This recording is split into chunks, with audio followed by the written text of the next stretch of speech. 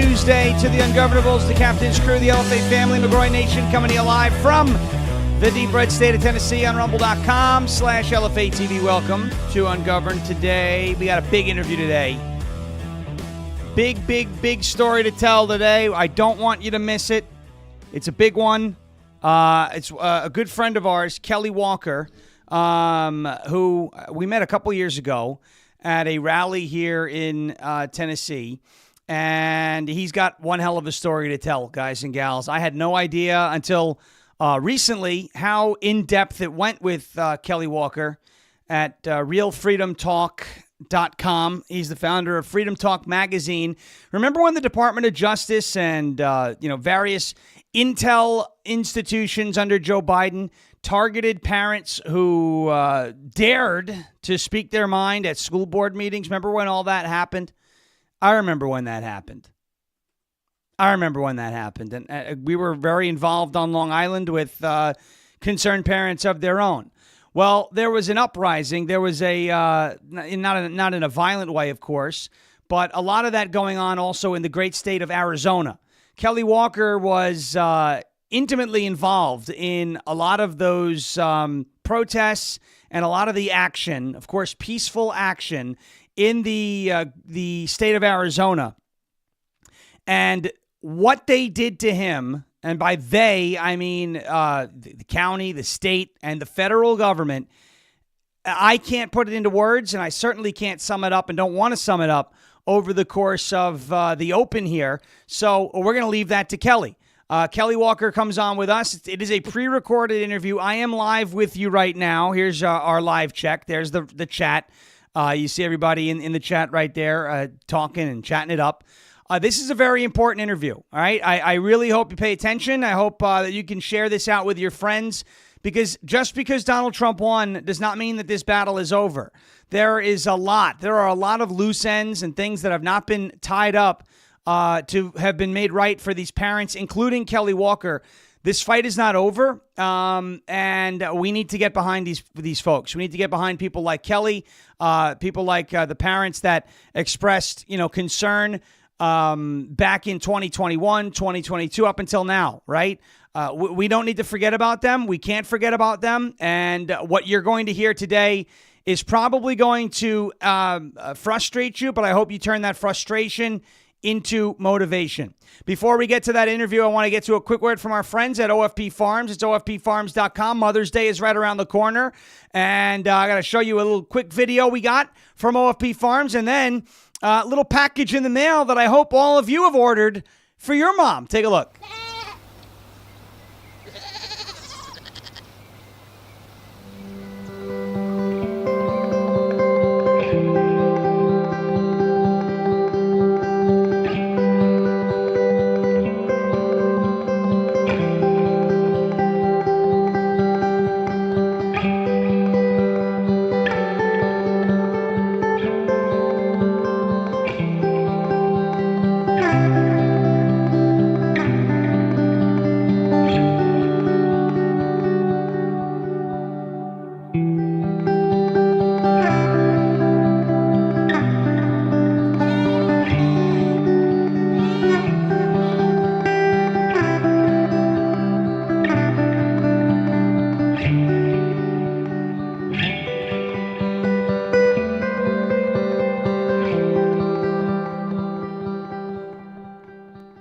OFPFarms.com, promo code Sean for 20% off. Take a look at your screen. Take a screenshot of it. OFPFarms.com, promo code SHAWN for 20% off, 20% off. You get 20% off of something like this. Look at this Mother's Day gift set. It is absolutely amazing. You're not going to want to miss this. You're not going to want to miss this on Mother's Day. May 11th, it is right around the corner. So get them while supplies last. Again, Mother's Day sale, 20% off at OFPFarms.com. Go ahead and grab them. Grab them today. Explore the treasure trove of goat milk, tallow, and all natural goodies at OFPFarms.com. OFPFarms.com, promo code SHAWN for 20% off. OFPFarms.com, promo code SHAWN. at OFPFarms.com, 20% off Mother's Day sale. Next up, we have our friends at Switch2USA.com. That's switch to number 2, USA.com. Take a look. We all want to make a difference in our country and make change, but we don't all have the ability to do so. A lot of people are busy. They can't join school boards. They can't get on borough council, but they can change where they shop. And it's just shopping. It's that simple. We're going to link arms and we're going to shop right here at this American factory. They make the products and they're all natural and they're good for us and they're affordable. Everything's made here in the USA. You know, that's switch to number 2, USA.com, switch2USA.com, folks. We talked about how the world's gone crazy with supply chain issues, record-setting inflation, sky-high gas prices. We all know how the big box stores were allowed to stay open the whole time, while so many little guys, small business owners, and regular people were forced to close. The wealthiest on the planet became better off. Mom and pop shops suffered, right? This is a call to action, guys. What are we going to do? We're going to vote with our dollars. That's how you truly make a difference. Answer this call to action and switch away from the big box conglomerates. Shop factory direct at a family-owned, made-in-America manufacturer for all of your monthly consumables. Toothpaste, shaving cream, laundry detergent, shampoo, healthy snacks, and now grass-fed beef, all delivered right to your door. Switch away from made in China. Switch to made in the USA. It's time to join that parallel economy, folks. Time to join the massive sweep that's happening through Patriot Nation. Decide today that you want to be a part of this incredible movement. Switch to USA.com. Sign up on the screen you see right there. My friend Maria, who you see smiling at you on the screen, she was in that video before. She'll give you a call back to enroll you. Then you can start shopping at this privately owned mom and pop at switch to number 2 USA.com. Switch to number 2 USA.com. Folks, get your shares on. Make sure you hit that thumbs up button. You're not going to want to miss this interview with Kelly Walker. He is a fighter. He stands strong. He's a patriot. He's an all-around great guy. I know him personally, and this is a story that I need you guys to share with everybody that you know. Please, it's very important that we do not forget about the parents who were targeted by a weaponized justice system. If we forget about them, it will only happen again. Here we go. Part 1 will be breaking in there with a couple of sponsor reads in the middle, but part 1 of our interview with Kelly Walker coming up. The entire interview will air today, so don't miss it. Please share it out and enjoy. All right, ladies and gentlemen, I told you we were going to have a very special guest on this morning. Obviously, we've talked for a while. We've been hearing about cases like this for a while, about when the Biden regime and different states, different jurisdictions decided to go after parents for simply attending school board meetings or standing up for people who didn't have a voice. And I was lucky enough to bump into one of those parents, one of those so-called Papa Bears, who has decided not to stay silent and has faced just devastating repercussions for it. This is Kelly Walker. He's, just like me, a refugee out of a state that came after him. Now in the great state of Tennessee, Kelly Walker joins the show. Kelly, thank you so much for joining us. Really appreciate it. Can't wait to have this conversation with you. Hey, Sean, thanks for having me. You do a heck of a show, and I'm glad to call you a friend. I'm glad we bumped into each other as well. Yeah, I'm excited that we're essentially neighbors. We actually were in the same county for a minute, but not too far away. And I'm very excited here to have this conversation, kind of bring this back into the forefront of things, because when I was an activist on Long Island, we brought a lot of parents to school board meetings, and then the whole terrorist thing happened. If you were a parent who went to a school board meeting, you were put on an FBI watch list. My organization, the Loud Majority, was put on the SPLC's hate list 3 years in a row, hit pieces in the mainstream media, and we thought we had it bad. But you had a situation out there, and it was a heck of a lot worse. So why don't we kind of start from the beginning? What was happening that was the moment that made you get involved? And then we'll get into what happened after you started to get involved and started to speak out. Well, I was shocked to find out that whole domestic terrorist concerned parent thing started right in Vail, Arizona, where we were. But going back to 2020, we had opened a coffee shop in late 2018 in Vail, Arizona, which is just on the outskirts of Tucson. And, we had all kinds of people coming in, just, an up and coming coffee shop doing really well. And but then we found out that they were closing down businesses. We couldn't have people in our dining room and so on. At the time, I was working as editor-in-chief for a national medical publication, so I knew all about this virus before it had a name. We had some of the nation's top scientists as a part of this organization, including one who came over as an exchange student from China. And at first, they're very honest about it. We knew it was going to be a low mortality virus that would mainly affect people with comorbidities. And then I watched them change that narrative because of politics, because they were anti-Trump. It was a company out of Seattle.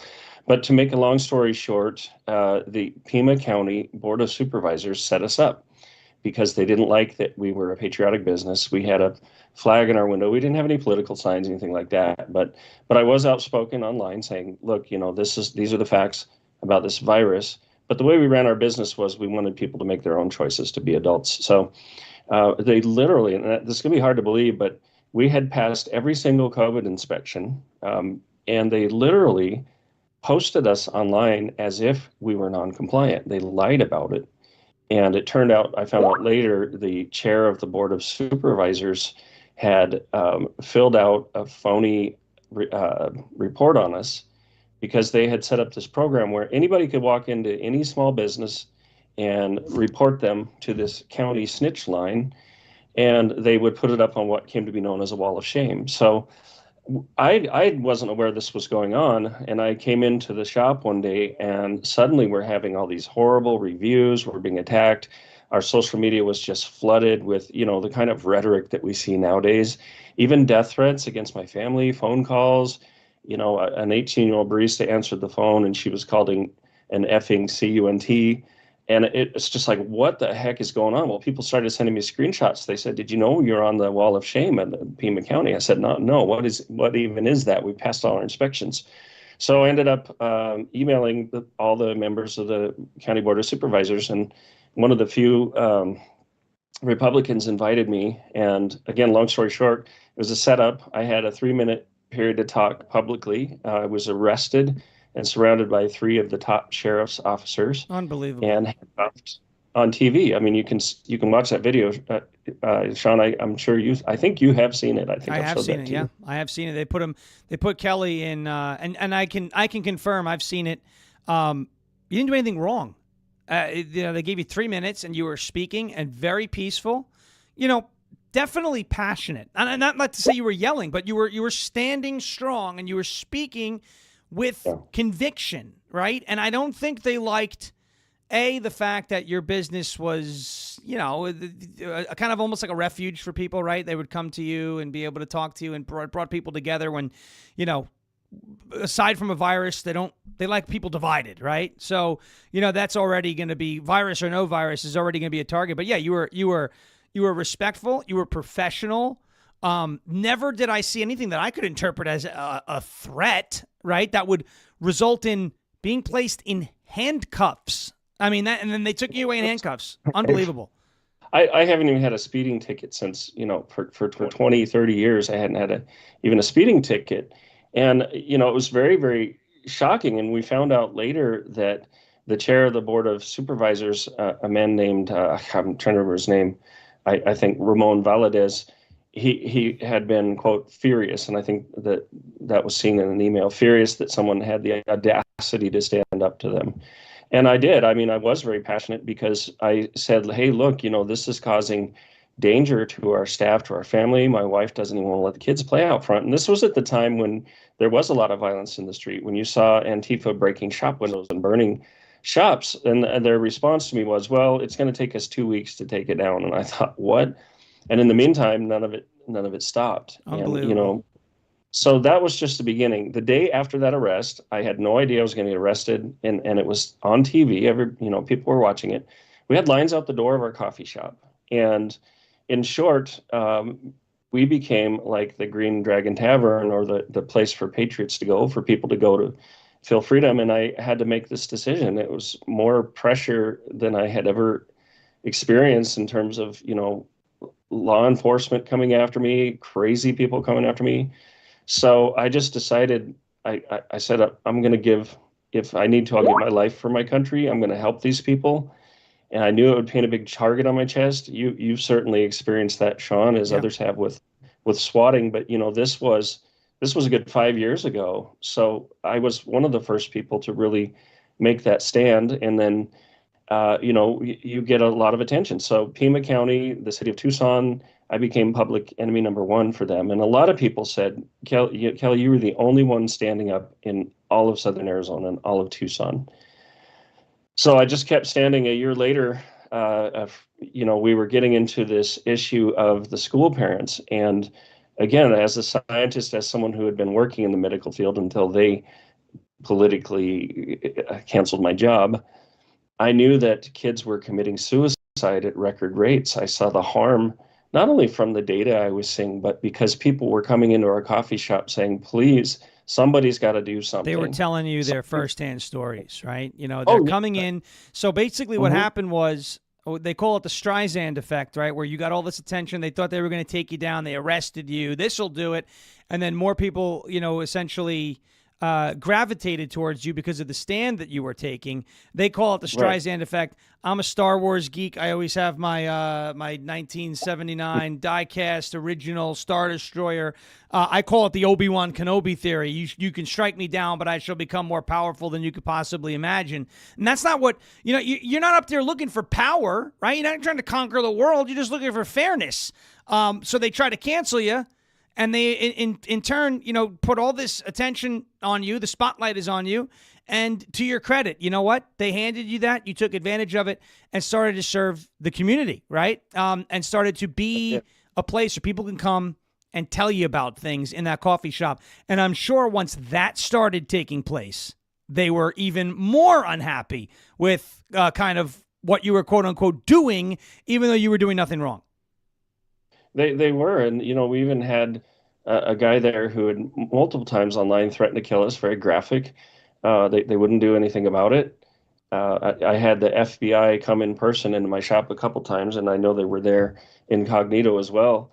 But they accused me. They said, "Oh, this person's accused you of cyber stalking." I said, "Are you kidding me? Look at these things. Look at And the FBI agent said, "Well, that's not really our thing. We don't do that." And I said, "Okay, he's threatening to kill me online. That is in your purview." And he said, "Yeah, it is."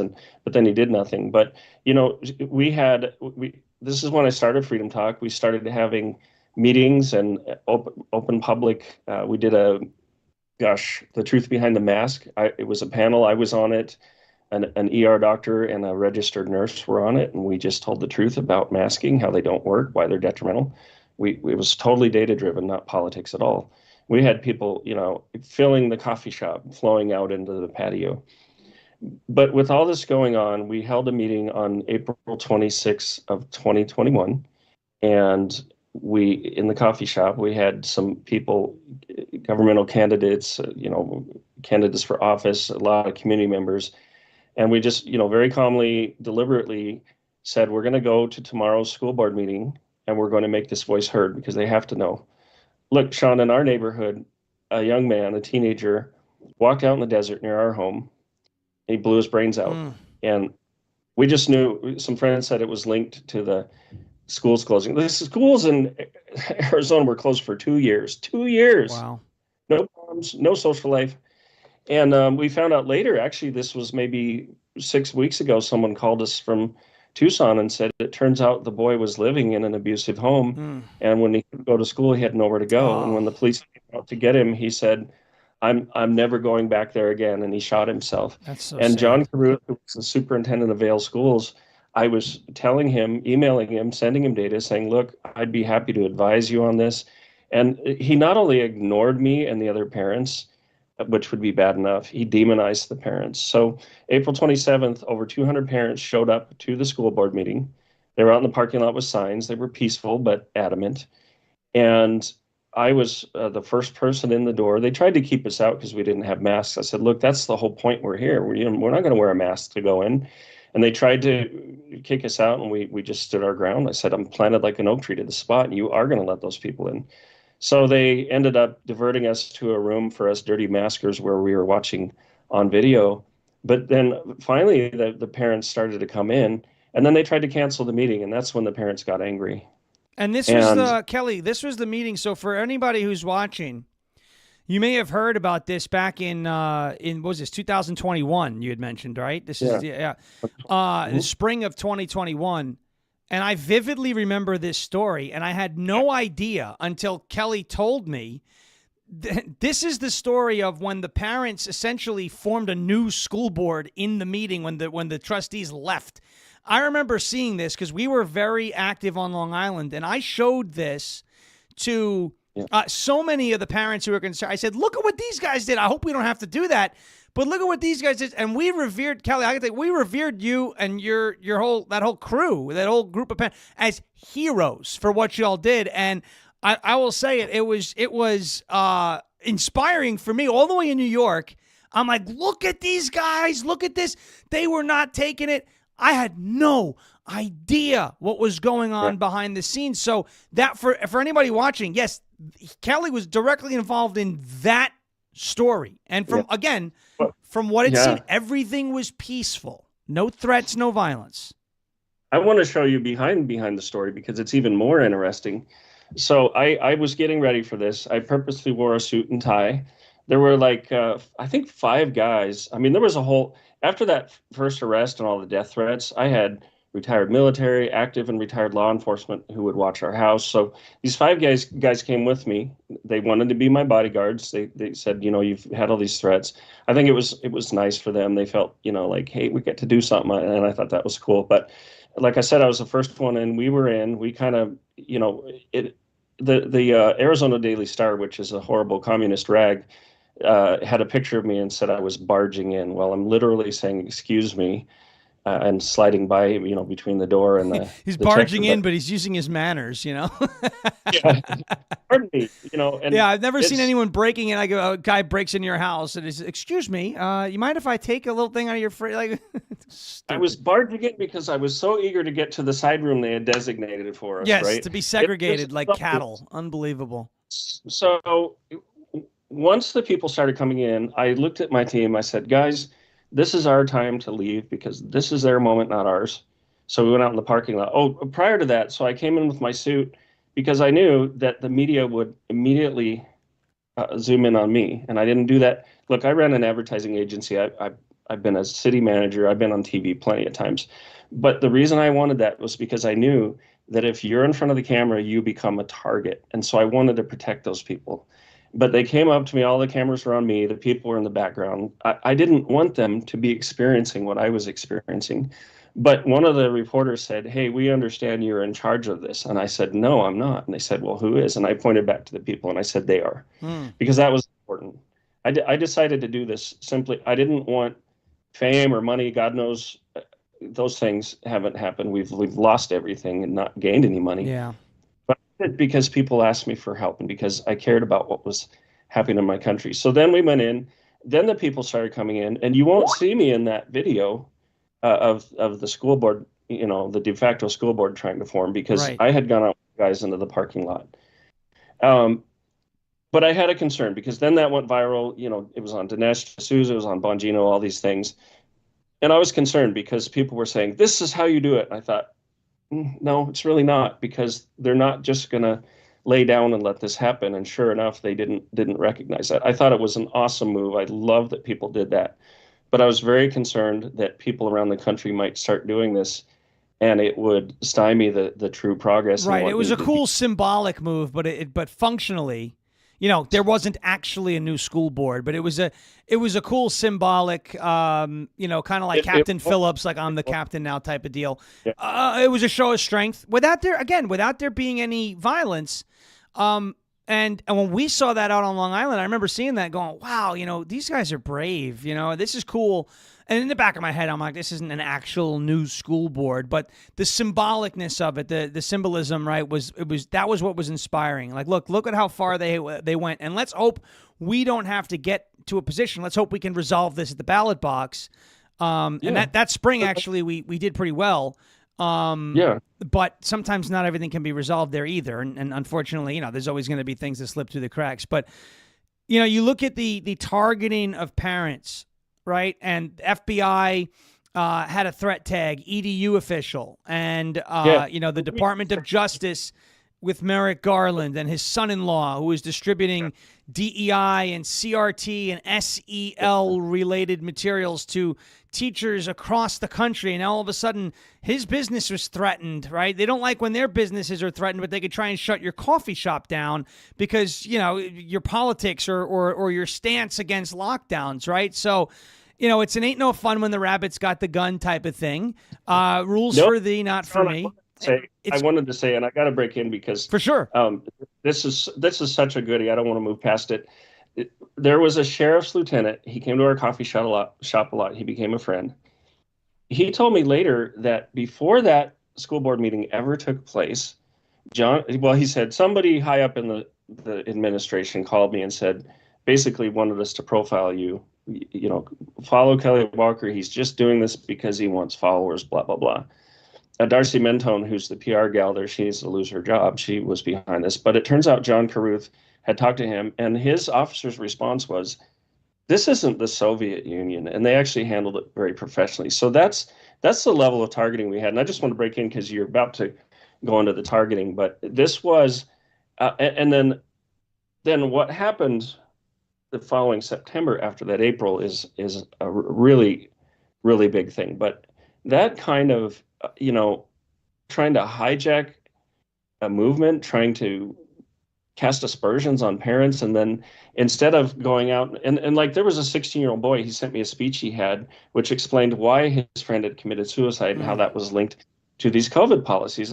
And I found out later, not only, you know, they demonized us, they didn't just ignore us, because they were receiving millions of dollars from the CDC to keep these policies in place. So they were willing to throw these parents under the bus, make them look bad. They you know, John Carruth, instead of going out and saying, hey, we need to have a community meeting, we need to talk about this, he made the rest of the meetings virtual. He got a bunch of shills to go out and talk about how wonderful he is and how wonderful the district is. And then he demonized the parents. He tried to say that we were violent, that there were guns at the event, all the rest. And then I found out later, I figured I was on some list, but, you know, I found out later that the FBI was watching me and was profiling me. And then what happened in September really capped it off. Well, let's get into that, what happened in September, because, you know, you look at how the parents were not just demonized, targeted. You are a prime example. So firsthand, you know, what goes on in that, so is it September of 2021? What happened? Well, I'll tell you, you know, between that April meeting and before, of course, but parents continued to come to our coffee shop. We got to do something. Our kids are dying.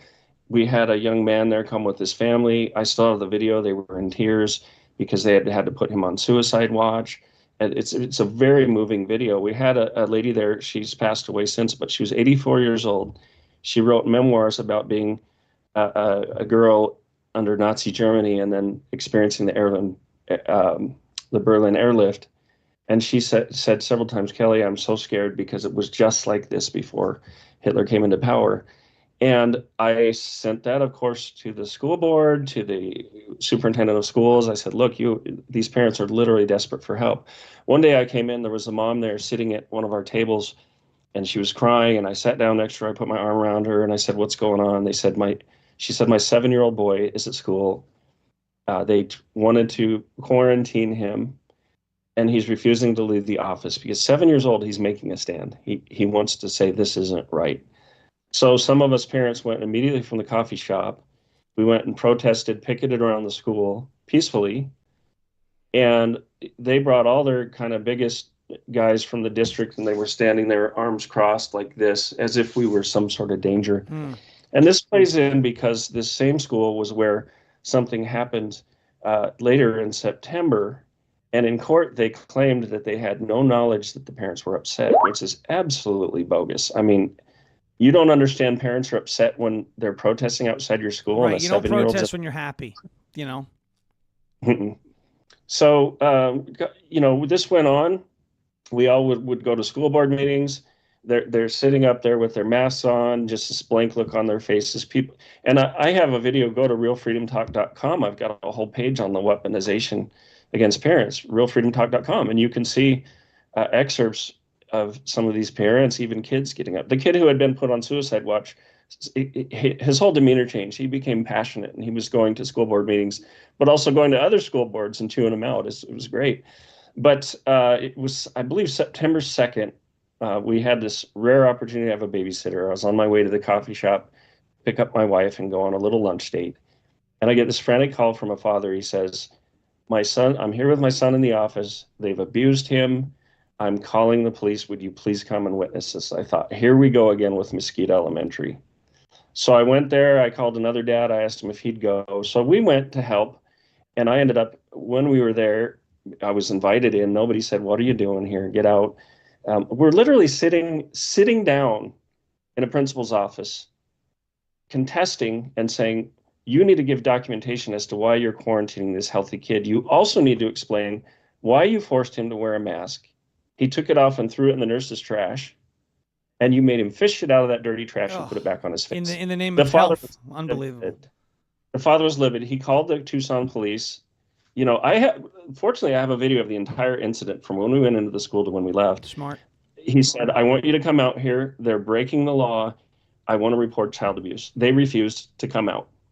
They said, "You're probably right, but this is too controversial." So I called then the cops, the police said that. Law enforcement said that it's too controversial? Yeah, law enforcement. Yeah, he's in there reporting child abuse, and they're not even going to show up to check and see if it's valid. Unbelievable.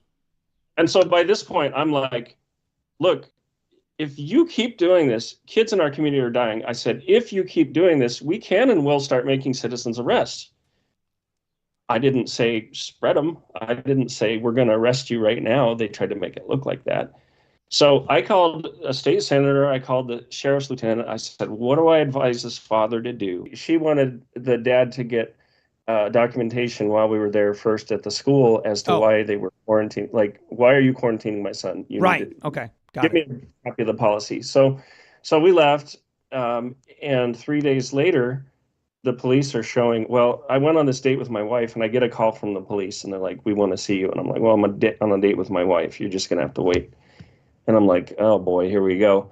And 3 days later, I'm sitting at having a movie night with my kids on a Sunday night, and 5 police officers are at the door delivering me a paper ticket for misdemeanor 3 trespassing, which is between a parking ticket and loitering in severity. 5 officers, okay? 5.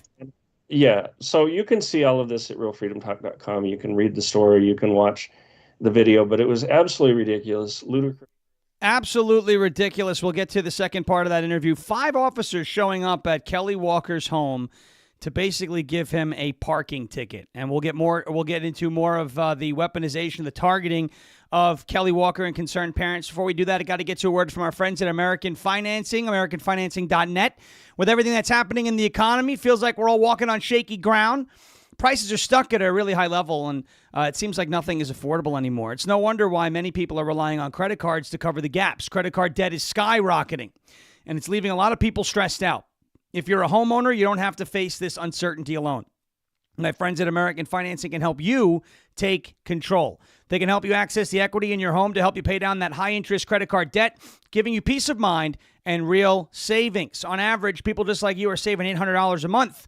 Plus, they may close your loan in as little as 10 days. Do not let the chaos of the economy get the best of you. Call American Financing now. Call them now. Don't wait, folks. Call them now. Don't wait. It costs you nothing to get started, and you may delay 2 mortgage payments, giving you a cushion in this uncertain time. Give them a call at 866-885-8027, 866-885-8027, 866-885-8027, or AmericanFinancing.net/Farish. It's my last name, 866-885-8027, or AmericanFinancing.net/FARASH, NMLS number 182334, NMLS Consumer Access. .org. Next up, the LFA TV store. Let me get back to our interview with Kelly Walker. LFATV.us, LFATV.us. You see it on your screen right there. I want you to click on that LFA TV store tab.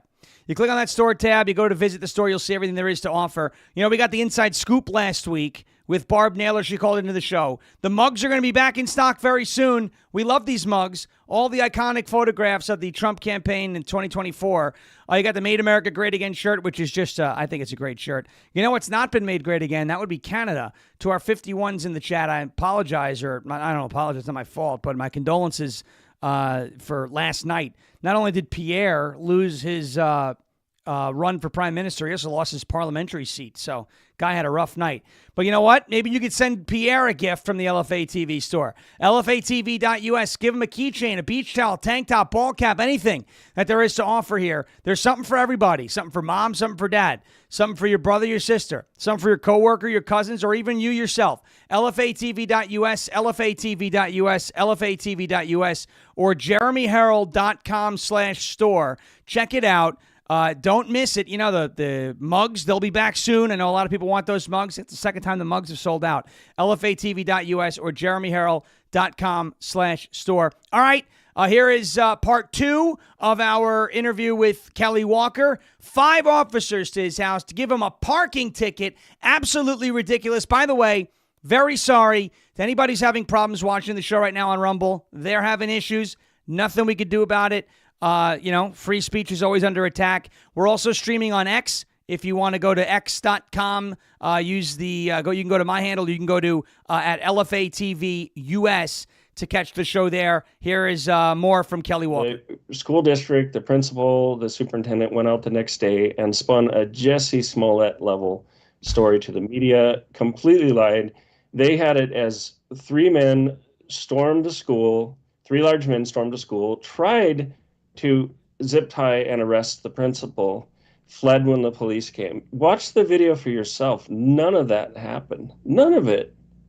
They completely made up a story. And then, by the way, then they, I had a court date. They started adding on misdemeanors, and they added on this disrupting an educational institution. We had the email that showed that didn't happen. None of it should have held up, because like my lawyer said, all you would have had to do was watch the video, and the judge would have seen it and said, okay, well, we see what happened. In fact, one of the dad of the little boy, he had to go to court for a protective order saying he couldn't go on school grounds. Well, Judge Antonio Riojas, who didn't end up being the trial judge for any of us, he said, I watched the video. You guys didn't do anything wrong. You sat there, you didn't get up, you didn't yell, none of that. He said, you simply disagreed with them. And then he turns to the school administrators and says, they have a right to disagree with you, and you don't get to tell them how. So he was angry at them. And this was before the so-called criminal trials. So we thought, well, that bodes well. Tucson's main city judge saw it and said, you guys didn't do anything wrong.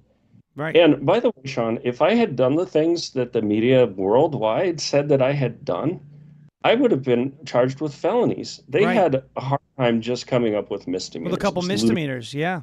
So I'm getting calls from CNN, MSNBC, UK Daily Mail, and so on. So, again, you can find more details of that. But since that time, I had to go through 3 days of intense trial. My lawyer said, this is ridiculous. They're treating you like a felon. It was extremely stressful. He said, the most they're going to do is if, you should be proclaimed innocent, but the most you'll get is a fine, and then we'll appeal it. Well, they sentenced me to 100 days in jail, $10,000 in so-called restoration fines. From before the verdict, the prosecutor was referring to me as the criminal, the other side as the victim. So much for innocent till proven guilty. The other 2 dads were let off on plea deals, like $250 fine, slap on the wrist. Why do you think you were given a harsher punishment? Well, by the way, there's a legal term for that, and it's called, class of one. It's when you punish someone more than the others for the same so-called crime. This just happened in Minnesota, by the way. This just happened in Minnesota with the Teslas. A state employee was found to have committed or caused $20,000 in damages to Tesla vehicles across the state in Hennepin County. He was given the opportunity for a diversion program, yet they found a 19-year-old girl, both first-time offenders. She caused about $7,000. She's facing criminal charges. Yeah, it's a two-tier justice system. So the reason they came down so heavy on me was, first of all, they wanted to shut me up. They knew I had a voice. I had the coffee shop and the voice and the platform for some time. And I was calling them out on taking blood money, taking money and ignoring these parents. Look, and they even said, oh, you didn't have kids in the district. That's because you took our kids out of school, you nitwits. Right. We weren't put them back in when this was going on. I mean, my oldest son even worked in the preschool at the school. My daughter was in that preschool. Like, and we had kids in the district. But are we going to put them back when they're literally killing kids? I don't think so. So, so I decided, look, they stole $10,000 out of my home sale, our home sale, because we ended up moving. We had to pay $3,000 for a lawyer to even get our house to close. And he said, by law, by the Arizona Homestead Act, you don't have a right to take that money. We said, we don't care. He's not getting it back. So they stole $10,000 from us. Unbelievable. And I decided, instead of appealing, because it would have been another $10,000 just to retain a lawyer, I said, I'm not going to appeal it. I'm going to go straight to Congress. I'm going to go to the government. I'm going to wage war on these people for what they did, figuratively speaking. Right. I found out later in doing the research that not only was I on the FBI list, I was the first parent and the only one that I know of that was specifically identified. So I might have been, parent 1.0 or parent A that was like the poster child. And so, we've had everything taken from us. We've been through hell. And it's because the full weight of the federal government came down on me simply for speaking out. I've never been a violent person. I'm still the Arizona Daily Star. Like, I reached out to them finally and I said, look, you need to take that article down. It's absolutely false. And the legal team contacted me and they said, well, we reviewed it and we don't see anything false. I said, okay, here, why don't you do the math? You have deep pockets. I have nothing. Right. And then they responded to me, oh, well, which parts were in error, did you say? So I haven't responded yet. But, here's the thing, Sean. This happened all over the country. Yeah. And yes, it did. The damage on lives is incalculable. My two oldest sons, I remarried 14 years ago, so they have a different mom. But my two sons, they're in their early 20s now. They haven't spoken to me in 3 years because people used the media against me to portray. And look, I've been a great father. I've been their hero. Look, I wrote a book for them. Right. I'm like a moral dad. But Unreal. This media, this portrayal of me as a domestic terrorist caused them to stop talking to me. So these are the same people who have a problem with quote unquote separating families, and look at what happened here. This is it really is. It's heartbreaking. It's infuriating. It is. I can't tell you how heartbreaking it is. I have to put my oldest sons. I volunteered in their schools from kindergarten. I have to put them on a shelf and just close off that part of my heart right now because several people have said the things you've been put through, Kelly, I would have folded. But one thing that's kept me going is just because people ask me for help, I'm going to fight. Because I need to protect my family, I'm going to fight. Now, here's the sad thing. The left is hard enough to fight. There are some great congressmen, Eli Crane, Paul Gosar, Andy Ogles, Jim Jordan was. Yeah. I emailed about this, and Jim Jordan, his assistant, got back to me like a day later and said, Jim Jordan's asked us to put a team of 3 people on this. We want you to transfer everything you know, give it to us. I ended up going up with a coalition that included Seek Smith from Mom Army and Dad Army, Sam Sorbo, and some others, and we met with these teams. Jim Jordan did a report for the Special Subcommittee on the Weaponization of the Federal Government. Everybody knows that what Merrick Garland did by demonizing these parents, by devoting federal resources under the Patriot Act and putting a threat tag on these parents. Everybody knows it was wrong. He was forced to admit it was wrong. But here's the problem. I've been fighting to get some restitution and help for these parents. A lot of them have given up. They just say, look, the government doesn't care about us. They don't give a damn. Sean, you probably know, we took in a little 2-year-old boy while his mother was in prison for walking around the Capitol. We were prepared to keep that little boy for 4 years. Fortunately, the judge showed some leniency, and it was a matter of months instead. Right. And it was bittersweet because we saw the J6ers get pardoned, and my wife just broke into tears because she was happy for them. But she said, I dared to imagine that we could get that too, because I still have a criminal record. We had rental applications rejected when we moved here. We had to rent through a friend of a friend. The neighborhood's gone to hell. Our little youngest boy got beat up last week because the quality of the neighborhood's gone down. So we're moving again.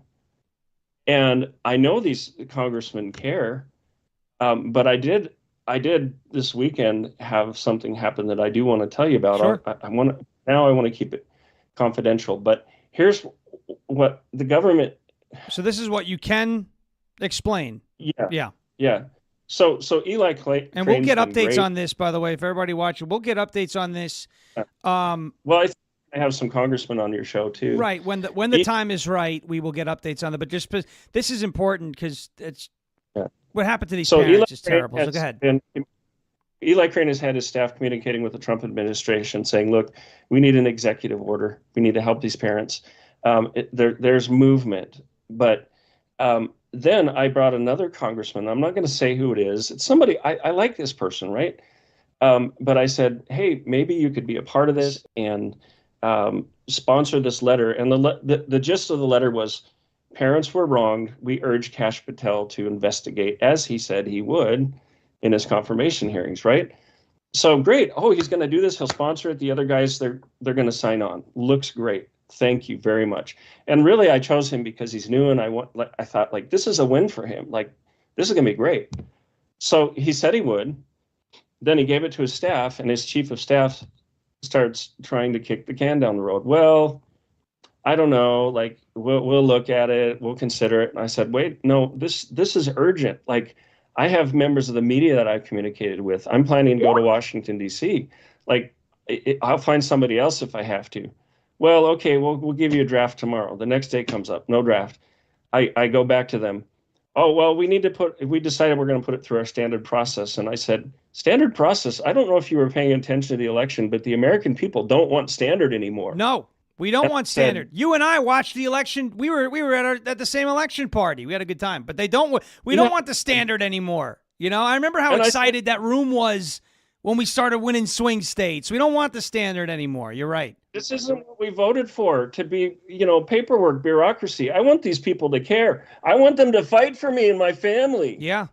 That's their job. And so I said, look, we've got Democrat congressmen flying down to El Salvador to try to get an MS-13 gang member out of prison. You can't sign a damn letter asking Kash Patel to do what he promised. It's a formality because Kash is going to do it. I believe that. But then, to cap it all off, they finally did the letter, said, we're going to send this out to these congressmen tomorrow on Friday a week from last Friday. And I thought, great. So I sent an email saying, I'm going to write a press release about this. I'm not going to share the letter. That should come from your office, but I'm going to write a press release updating people because we had a coalition. We've been working on this for years. Let me know if you have any problem with that. Didn't hear anything back. Sent the press release out. Some publications picked it up. I'm not going to identify one in particular because they've asked for some anonymity. But I'm on my way to a Reagan dinner here in Tennessee, going to see Andy Ogle speak, some other members of Congress, Nancy Mace, and I get a phone call. And it's this publication, three of them. And they said, hey, so-and-so's office said they don't know anything about a letter. They haven't even seen a letter. I'm like, are you kidding me? They wrote the letter. Unbelievable. And so I was an hour late to this event because I had to sit there and look up my emails and retrace the conversation. I sent it to them that night, and I just felt terrible. Like, is this media outlet? I have a great relationship with these guys. Yeah, what are they going to think about you going forward is unbelievable. Yeah, are they going to think I made something up? I just tried to push this through. And I showed that I was very methodical and clear. I followed the process. And we're talking about a signature to ask Kash Patel, please don't forget these people. Please do your job. Right. So the next day, it was really good for me because by this time, I'm really upset. These people from the publication called me back. They said, Kelly, we looked over what you sent us.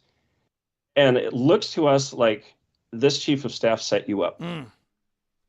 So what I get from it is that he didn't like my demeanor. So he pulled a little stunt and tried to make me look bad. Look, you little punk, there are families depending on this. I don't care about your ego. And so I just emailed him back and I said, I demand an explanation for this and a reason why I shouldn't refer you to the ethics committee. Yeah. And I get this, man. Like I'm a soft-spoken guy usually. But to do this, to get in the way of all this progress for people who are, look, there's a mom of 5 in Sahuarita, Arizona. She didn't have a record. Because she didn't want to leave the office till she got that same kind of documentation, right? A judge threw her into county prison for 5 days. She came out with PTSD. Look, my oldest son worked in the prison system. The things they see, he said, Dad, I'm not going into this career after all because I'm going to get PTSD for the things I'm seeing. Unbelievable. A mother of 5. And they ended up moving. And I keep in contact with her. And I try to tell her, yeah, our government's going to do something. We got to do it. We still got some good people. But jack squat has happened yet. And so we're still out here. Our savings is gone. Our home is gone. You know, my reputation, I have a bogus criminal record for doing the right thing. Yeah. If somebody calls you and says, my child is being abused, please come here and witness this. Please keep me calm. What am I just going to turn around and say, well, good luck, fella? No, you did the right thing. And what you did was admirable.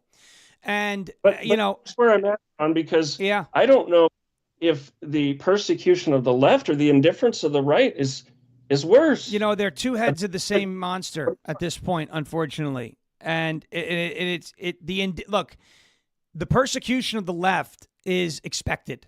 Okay, the indifference of the right after November 5th is inexcusable. The American people spoke. We spoke against weaponizing government against parents. We spoke against the J6 persecutions. We spoke against big government, and they still don't get it. They still don't get it. And that gets me more upset. That gets me more upset than anything the left will ever do.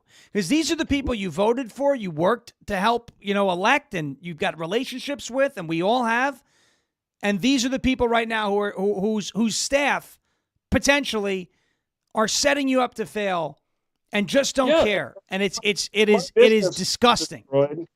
My business was destroyed. I was canceled out of a good full-time job. I worked for others, the Epic Times. They had a position for me. They had to pull back on it because the CCP went after them and they had to redevote those funds to legal fees. I worked for Mike Lindell, because the state's persecuting him. That position didn't have funding anymore.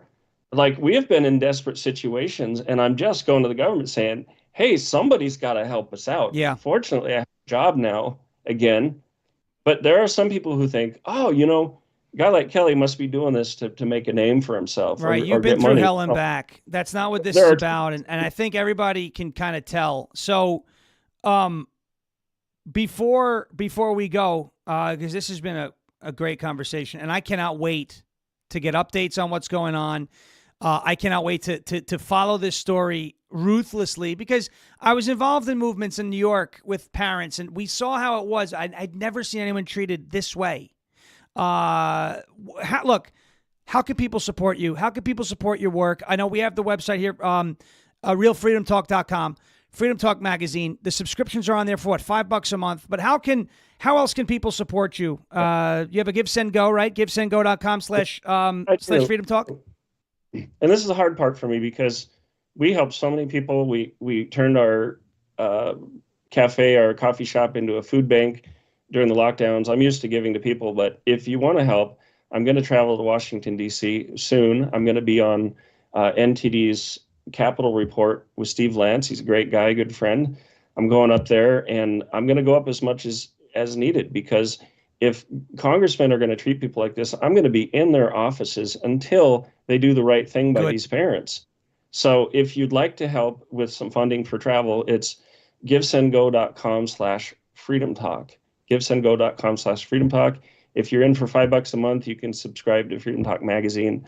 I'm doing all of this out of love, man. I'm doing this because people came to me asking for help, and because they came after my family. And you know what? If you take away everything from a man, that makes him dangerous, not in a violent way. But if they think I'm going to quit, or they're going to pull little tricks on me and think I'm going to go away, you've got another thing coming. The American people are sick of this. And I represent a lot of people right now just because I stepped up, because I am going to fight for them.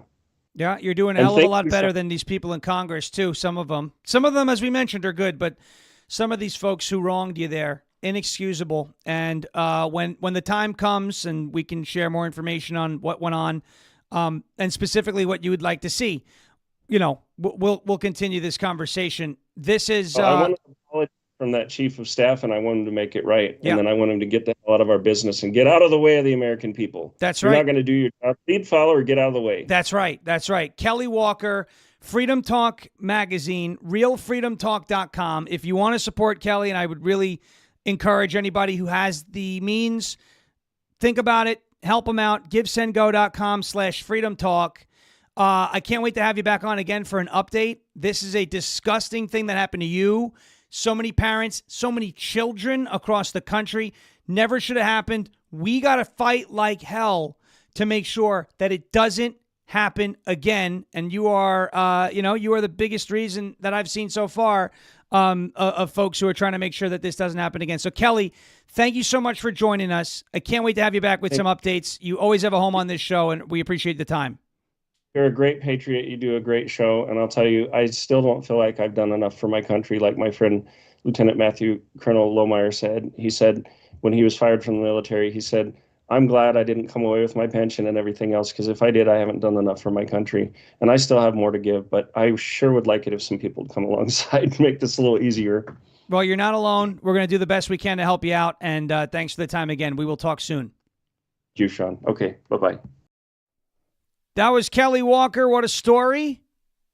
And there's a whole hell of a lot more to come with Kelly's story. But as you could tell, with regards to the parents who were targeted by a weaponized Department of Justice at the state level, the federal level, the county level, every level, there's a lot of work to do to right those wrongs still, I love the J6 community. I love, all the folks that have been targeted, the Catholics, the pro-life, the parents at school board, J6, internet personalities, independent journalists, small businesses. They all have been wronged in the same way, lawfare, targeting, etc. And they all deserve our support. When you have a guy, I have nothing but good things to say about this man, Kelly Walker. He's a great father and just a strong leader. Needs our help, needs our support. And I know him, he's not going to quit. He's definitely not going to quit. I know he's going to be making a lot of noise in the future. And we will hear more from him. RealFreedomTalk.com. Obviously, for Freedom Talk Magazine, $5 a month subscription if you're interested. Also, givesendgo.com/Freedom Talk. And at Real Freedom Talk here on Rumble and on X. Give him a follow. Keep up with them. Thank you so much for watching and listening. We got Live for America coming up. Now, Jeremy's not in, but he will be reporting live from the press event, the 100-day celebration at the White House. So don't miss that coming up next over the course of the next 2 hours. And then Kevin and everybody else coming up. I think I'm going to be on Hannah Faulkner's show later today, too. Yep, that's going to be live. So you will see a little bit more of me when Hannah is on as well. Will Johnson, of course, who did a great job this morning with Rise Up. He'll be on a little bit later today as well. Drew Hernandez, of course. And the rally, I believe we're planning on running the Trump rally tonight, the 100-day celebration. So keep it locked right here, rumble.com/LFA TV. I know some folks are having a hard time accessing the stream. I saw some suggestions in the live chat. Hey, why don't you try clearing your browser cache? Some people don't know how to do that. You could Google how to clear your browser cache. That may help. I saw somebody say they cleared their cache, CACHE, and their cookies, and that helped them access Rumble. I haven't had a problem, thankfully. That would be an issue if we had a problem. But if you're having that issue, go ahead and try and clear your browser cache so you don't miss a thing today. It's going to be a great day. Again, please support Kelly Walker, realfreedomtalk.com, givesendgo.com/freedom talk. We'll have Kelly back on soon. Thank you so much for watching and listening. As President Trump says, we will never give up. We will never give in. And we will never, ever surrender. And if all else fails, we will just become ungovernable. Thank you. God bless you. God bless this one nation under God, indivisible, with liberty and justice for all. Have a great rest of your day. We'll be back here tomorrow, same time, same place. Rumble.com/LFA TV, live at 10 a.m. Eastern time. Until then, have a great rest of your Tuesday, and we'll see you tomorrow morning.